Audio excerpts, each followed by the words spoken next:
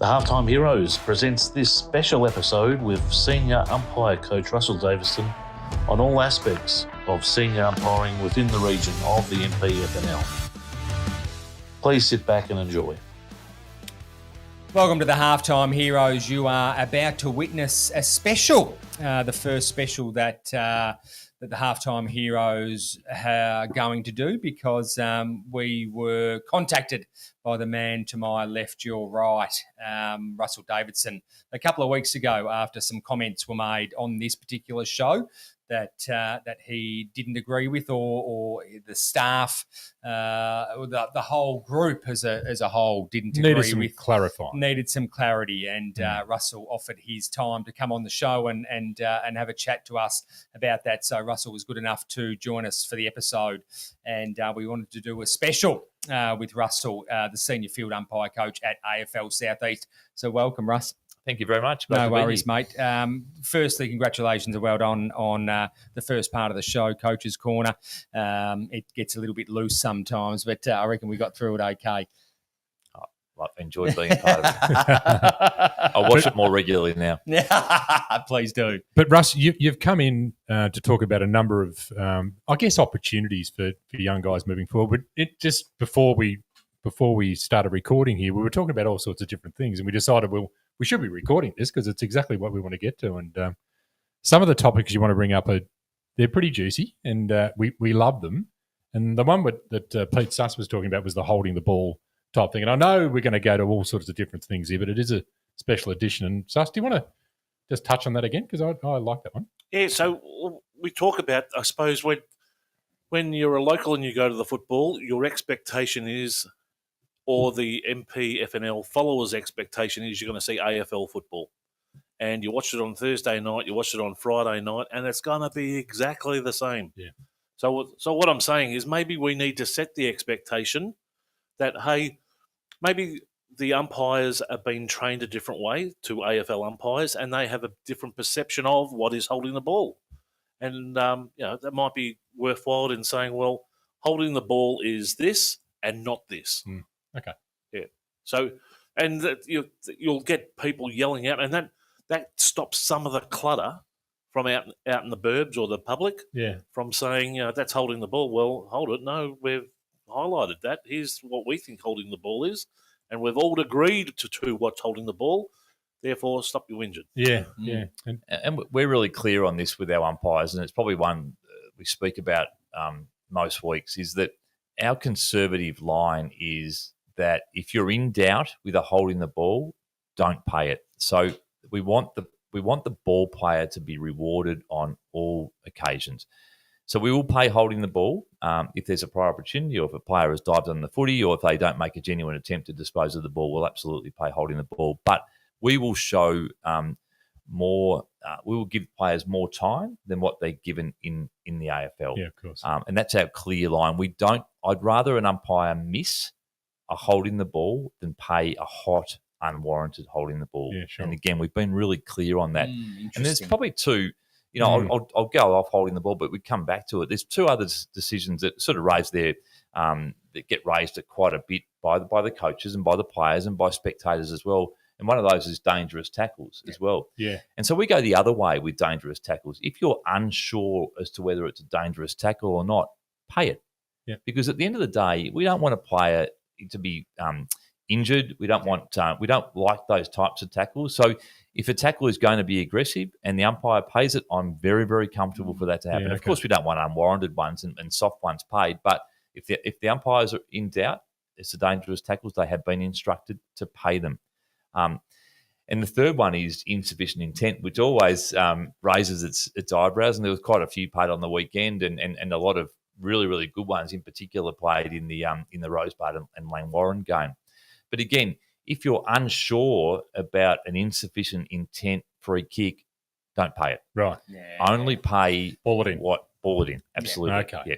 100%. And we've got, the umpires have got their guidelines, and, I'd love nothing more than to educate the public and the coaches as to how we coach in those particular areas. And there's three clear areas for insufficient intent. Is it forceful? Have they gone directly to the line, and are there players in the vicinity? So they're the three cues. The umpires know those really, really well, and they'll roll those off every Saturday. And we're pretty process driven. They know their staff. That's how they're coached. And again, it's an education piece, and it's an education piece with the coaches. I'd like to be able to have all of the coaches in the one room and show them how our guys have been coached and girls have been coached on a weekly basis. And with that, Russ, I suppose where the crowd probably comes in is the intent's not there for 3 quarters, but it might come in the last quarter. Yeah. Is an instruction for the umpire still to see it in that manner, or hold it? I haven't been paying that for the last 3 quarters. Do I pay it in this last quarter? That's sometimes where the crowd gets antsy, if that's a fair way.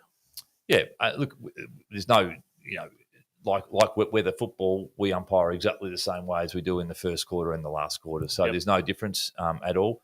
We ask for consistency. Yes, we'll get some wrong, but it might be that players aren't playing the boundary line in the first 3 quarters as well, and they're playing it a bit more in the last quarter. Correct. No, it's very true. Fair point.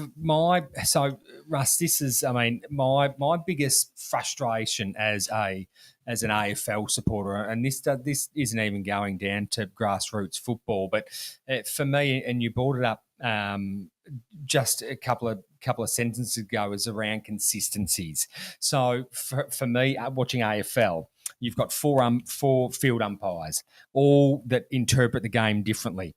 They're all so inconsistent in some cases with, you might get the field umpire that's, right down the other end and then that, the one that's 2 up won't call it because he looks at it differently. And it's, and you do see it sometimes flow into grassroots football.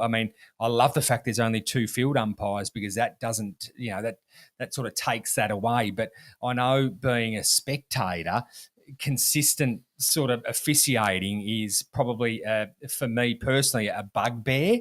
What do you do as a coach?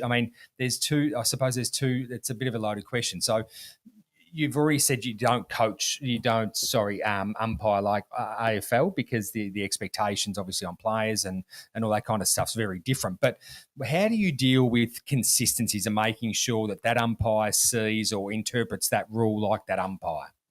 Yeah, it's a challenge. We will make mistakes. Yeah. I'm sorry to tell the public, but we will make mistakes. And we'll make them on a regular players, basis. Coaches make mistakes. Players make mistakes. I think we make a lot less mistakes than what we're given credit for, and I'm really proud of the group. They go out, they work really hard, they review their matches, and they are a really professional group. And so are the AFL umpires. I think there's a perception on the AFL umpires that they get it wrong. AFL footy is a bloody hard game to umpire, and I commend anyone to go out there and give it a go on the weekend in junior football or whatever it might be, because it is really, really challenging, and there's lots of grey areas of our game, and a lot of us watch it out of one eye. And so it's only when you sit back and watch it as a neutral supporter do you get the appreciation perhaps that the umpires are doing a pretty good job. And those guys and girls at the AFL are elite. They are absolutely elite in what they do. They've got to the top, and they've had to go through a really, really strict and strenuous pathway. And that's what we're educating our young people to do. And hopefully, some of our AFL Southeast / SUA umpires do get there eventually, because we've got such a great a number of young people involved. How do we get consistency? We coach on a regular basis every Wednesday night, 45 minutes. And what I do as part of that coaching is I don't show the mistakes. I'll show a few mistakes here and there, but I show the umpires about 15 decisions a week where they've got it right, and model really, really good behaviour and really good decision-making, and hopefully try and get that happening. Most weeks there is a senior umpire with a couple of younger umpires, and they're encouraged to talk on a regular basis about how the game's going and about their game plans. We have a very strict game plan that's got about 5 or 6 points in there, and one of the key elements of that game plan is to blend into the game. And what I mean about blending into the game is we don't want to over umpire. Yeah, don't be noticed. We just try want not to be noticed. We just want to let the players play. So 100% correct. When the umpires put their whistles away, it's just the game just seems to change. It sorts itself out a bit, it doesn't it? does. It's really interesting. If I can only reflect now on the 2 senior grand finals that were played last year, they were both very different grand finals. The Division 2 grand final required a strong amount of management, and I thought the umpires did a particularly good job on that day in managing it. Yeah.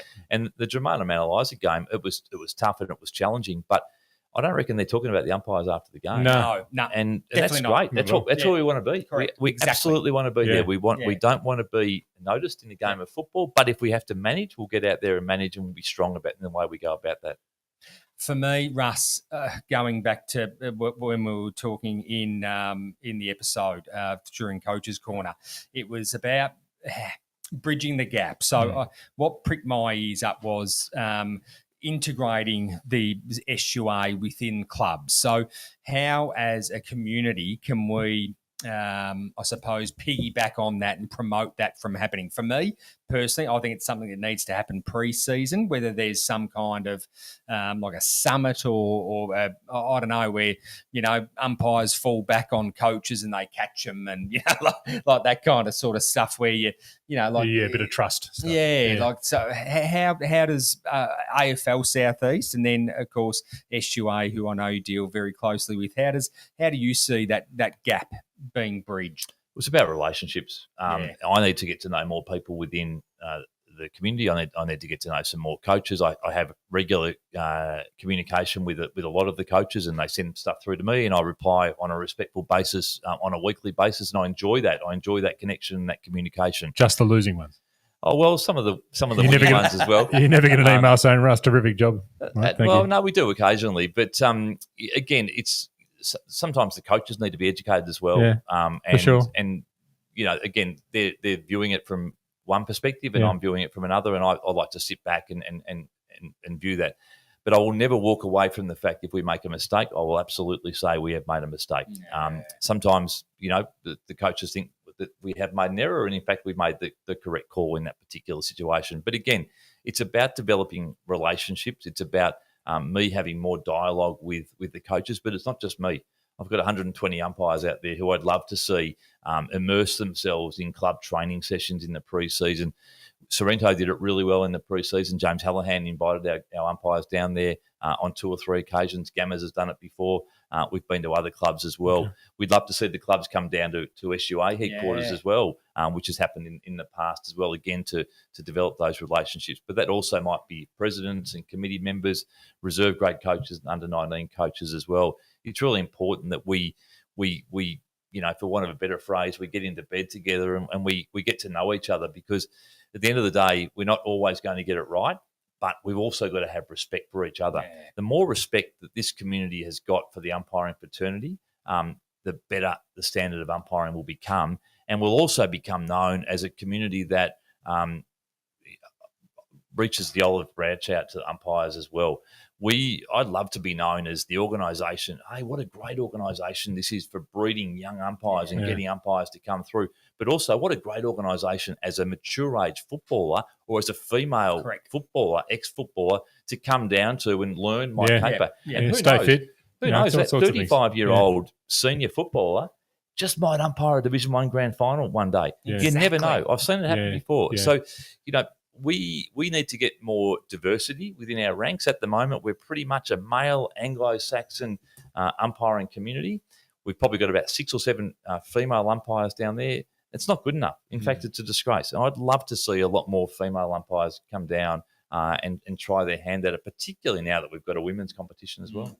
You mentioned off air, Russ, that the weekend just gone, there was how many under-19 umpires? Yeah, so 11 of the 33 senior umpires were aged 19 or below. So when I was listening to that earlier, I thought about Commish, similar to what Macca and Newey are doing at Mornington. They're bleeding through the kids. Yeah. That is no different as far as I'm concerned. No, exactly right. With SUA, like you can't expect, you lost how many? Eight senior officiators at the start of the year. Where are you going to pluck them from? You've got no choice. These kids need to start somewhere. And if you can harness them as 14, 15, 16, to 20-year-olds, then I think the competition and the AFL, the umpiring fraternity is only going to be better. It's accepted in a team. It needs to be accepted in an association like SUA. And look, they've all earned their spot. So they are those 15, 16-year-old umpires are really, really good umpires, and they are going to be, excellent officiators down the track. And hopefully, they get an opportunity at VFL level and maybe AFL level as well. And again, that's been one of my clear priorities in coming into this role, is to ensure that we develop youth, ensure that we utilise our junior program to ensure that those umpires come through and potentially have the opportunity to umpire senior football one day. And it's really, really working. I just love it. I love seeing those young people out there umpiring senior football on a weekend. What a great life skill. Oh, absolutely. So, Russ, getting back to the very sort of nub of the issue, we want to get everyone together. And I remember did some time at Manaliza and Devon Meadows, and there was a couple of coaches' evenings where we went down to SUA, and there was a dinner put on and stuff, and it was really good. And they went through some interpretation thing. When's the last time that happened? 2 years ago. So that's too long. Yeah, it is. We had a president's night where the president and the senior coaches came down. I ran a coaching session. They got to see a little bit about the way we go about it, and we had a meal afterwards. Now that to me is a no-brainer. And needs to happen twice a year. If that happens say mid-year, or let's say February or March, and then again after around 9 or 10, this time of the year-ish, that would solve a lot of the issues. They would help the conduit. Yeah, and again, as I said before, that might then lend itself to umpires being able to go down to club training and run some match stimulation sessions and stick around for a meal and a drink afterwards, and again get to know people, and that's what it's all about. Russ, I was interested too through Coach's Corner. You were talking, which I didn't know this, and I don't reckon, and this was something I spoke to Spook about before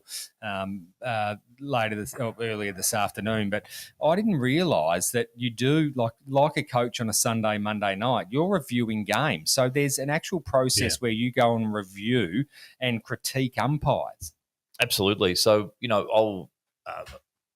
will the other coaches that go to the games on the weekend. So the games that I go to. So this weekend I'll head off to Manaliza and I'll head down to Frankston Bombers as well. So Sunday morning I will review those games. I'll put the feedback into the online portal that we have, and those umpires will have that feedback by Sunday night. And the other coaches will do the same. Yeah, better than Premier Data. That's his soapbox this week too, by the way. And those umpires will then the umpires that haven't been observed, and we probably get to each umpire in the senior system gets observed about 9 times a year, which is pretty good. That's pretty good, and that allows us then at the end of the year to determine who. For example, are our top 12 umpires, and our top 12 umpires will umpire senior finals. Right. And then we provide there you go. Our best 6 developing umpires, that will development umpires, will umpire at the under-19 grand finals at the end of the year. Right. So yeah, it's a pretty good system. We have, as I said, myself, Wes Mann. I was going to say, how many coaches? Yeah, Peter Bailey is our development squad coach.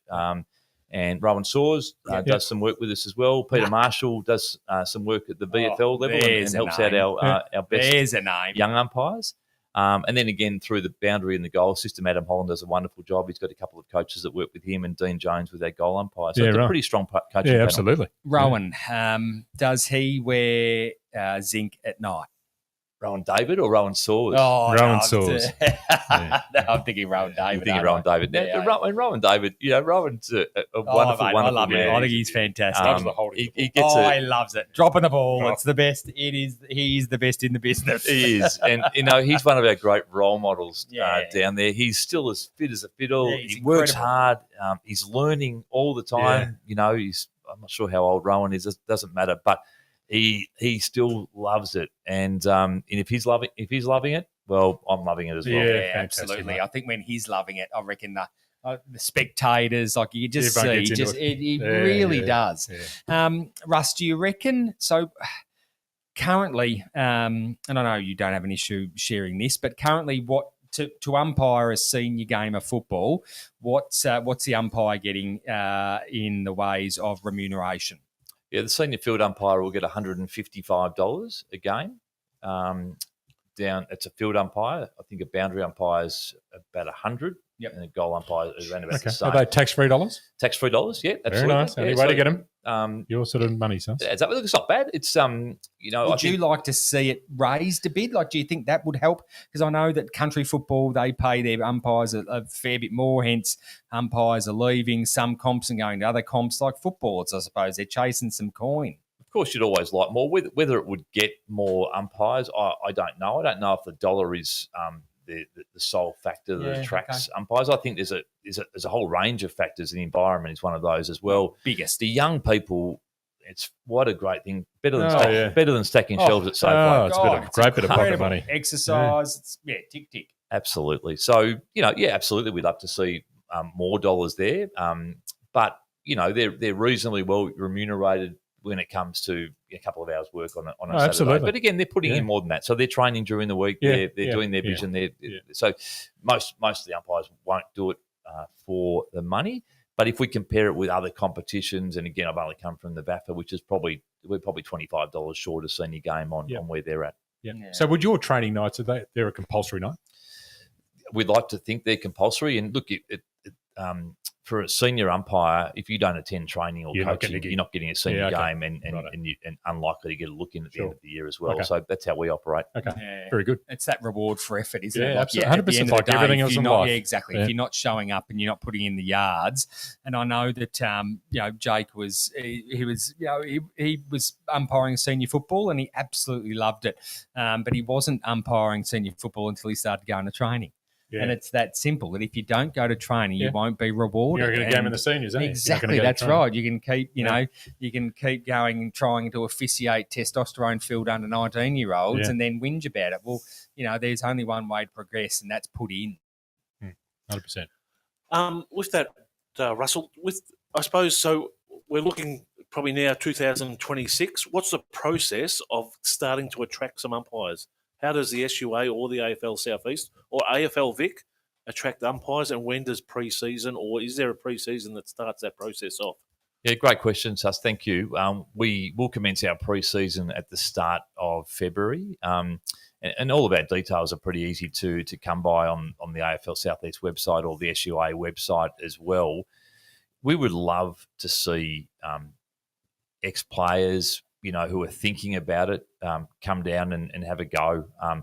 And the thing with ex-players is that we'd be more than happy to put them close to where their current club is playing. So if they're an ex-Mount Eliza player or whatever it might be, they could, umpire most weeks at Frankston Bombers in the 19s or the reserves, and they can get to Mount Eliza for the senior game. Yeah. So there's no issues around that. And we're pretty flexible in regards to people's needs and their wants as well. We'd love to see more females come down and umpire as well. We think that's a growing need, and I do a little bit of work at the moment with the AFL on a player to umpire pathway program, and so I'm working with 3 or 4 females that are not playing anymore, only 18, 19, 20 years of age, and there's a real opportunity for female umpires in particular to be fast-tracked through to AFLW, which is exactly where these girls are headed for now, and so that's my role again on the side to assist them and to get them to a level whereby they're progressing through these talent pathways. But then there's nothing stopping you, is there, from getting that model and then applying it to reserves players that aren't getting reserves games and under 19s that don't know what they want to do and so on and so forth. Or even players who have suffered multiple concussions, assuming that concussion still allows them to run and to be able to get about. Well, then why wouldn't you come an umpire and stay involved in the game? So that's a very good point. In players who have had some soft tissue injuries, yes, or players who are just sick of getting the knocks, I suppose. Yeah.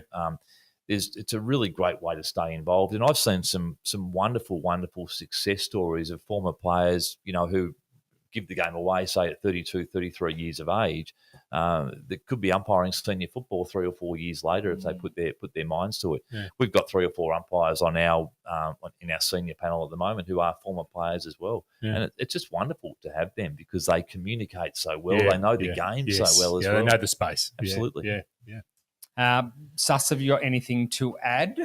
Look, I suppose from the Joe Public's perspective, we haven't seen much in the advertising realm of SUA, or we've seen a bit on social media, but I don't think we see it at clubland, which is probably the most important factor.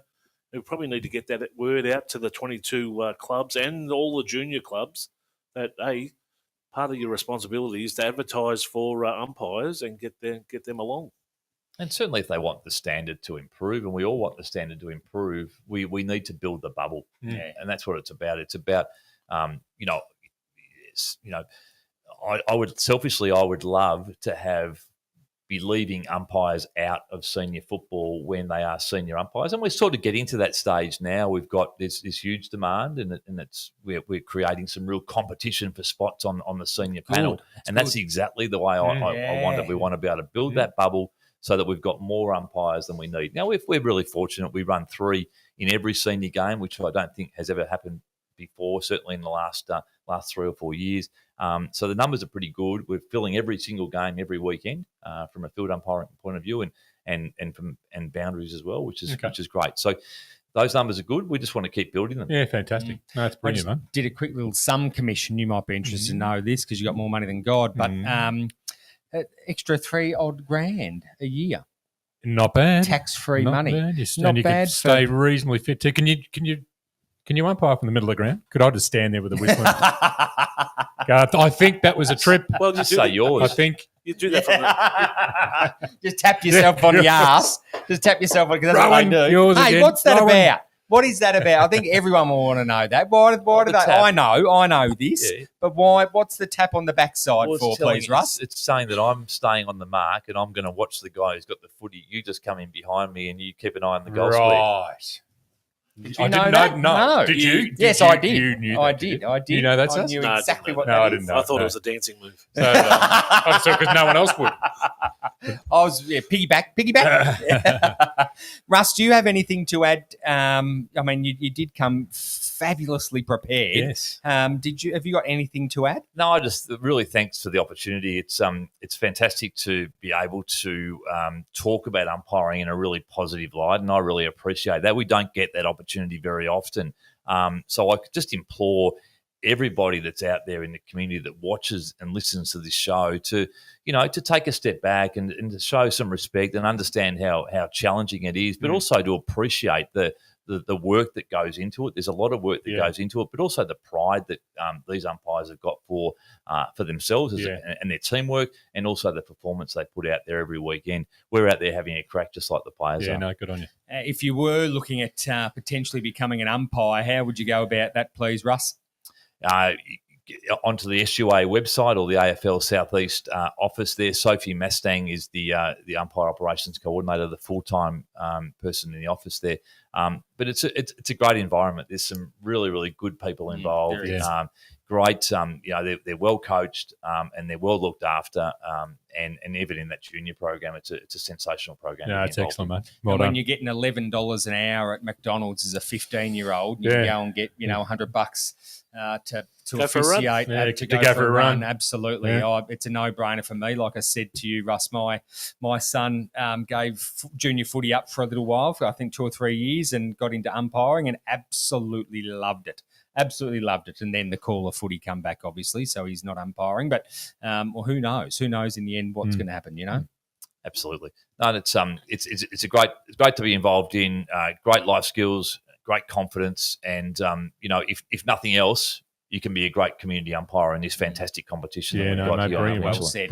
Well said. Well, thanks, mate. Thanks so much for joining the Halftime Heroes. Really appreciate you coming on board. Thank you. No worries. Well, that's a wrap for the special that has been with Russell Davidson, of course, the chief. I like chief. Senior field umpire. Senior for the chief. And the very the first chief special senior too, by the field way, Adam. umpire. I know. So once we go special. completely viral, Yeah. Russell can say, "Oh, it was the very Absolutely, first one." the very first special. First. Because we do love our officiators and we are hard on them as a community. But, well, you heard it here. They're human beings and they're trying their absolute hardest, and they do get shit wrong, as we all do in life. And we just need to move on from that and just celebrate everything that they do for our great game. And without them, it just wouldn't be able to go ahead. It's as simple as that. So thank you, mate, for coming on board. No worries. Well, that is a wrap for the this special that has been the Halftime Heroes with Russell Davidson, Senior Field Umpire, Coach of AFL South East. You've been listening and watching the Halftime Heroes.